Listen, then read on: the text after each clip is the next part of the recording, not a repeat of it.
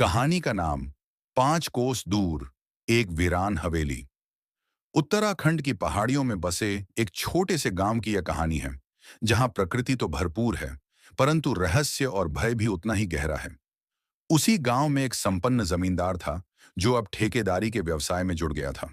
उसकी देखरेख में कई नेपाली मजदूर काम करते थे, विशेषकर पत्थर तोड़ने और निर्माण कार्यों में। एक दिन जब उसके निजी घर का निर्माण कार्य आरंभ हुआ, तो उसने इन मजदूरों को अपने गांव में बुला लिया।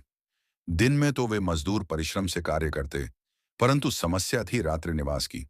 जमींदार के पास उनके ठहरने का उचित प्रबंध नहीं था। तब उसने उन्हें गांव से लगभग 5 कोस, करीब 5 किलोमीटर दूर एक पुरानी हवेली में ठहरने को कहा।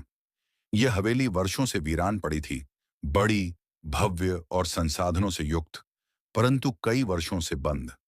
गांव के लोगों का कहना था कि वहां कुछ अलौकिक शक्तियां वास करती हैं, जिस कारण कोई वहां ठहरने का साहस नहीं करता। पर मजदूरों को विवशता में वहां रहना पड़ा। शुरू में सब सामान्य था। वे दिन भर कार्य करते और रात्रि को थके हुए सो जाते। किंतु कुछ ही दिनों में अजीब घटनाएं घटने लगीं। जब कोई बाहीं करवट लेकर सोता, तो अनजाने ही उसकी देह दाईं ओर घूम जाती।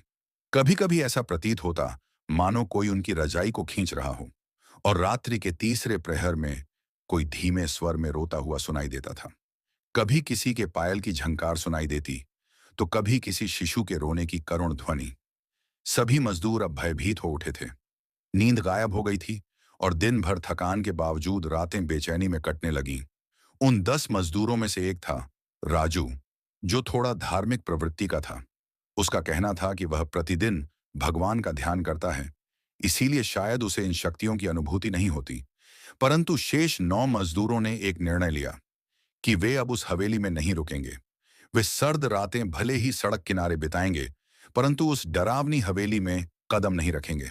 राजू ने कहा, मुझे तो कुछ नहीं लगता, मैं यहीं रहूंगा। अगर तुम्हें डर लग रहा है तो तुम लोग चले जाओ। बाकी सभी चले गए।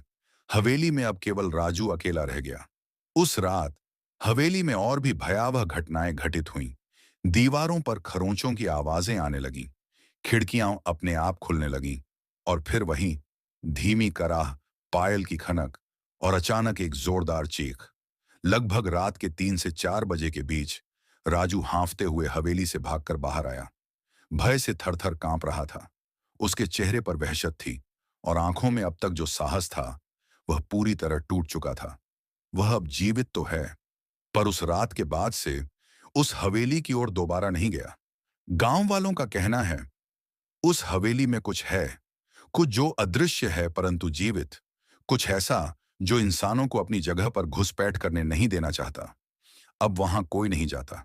हवेली आज भी खड़ी है, मौन, वीरान और रहस्यमयी। और उस रात के बाद वहां फिर कोई ठहरा नहीं।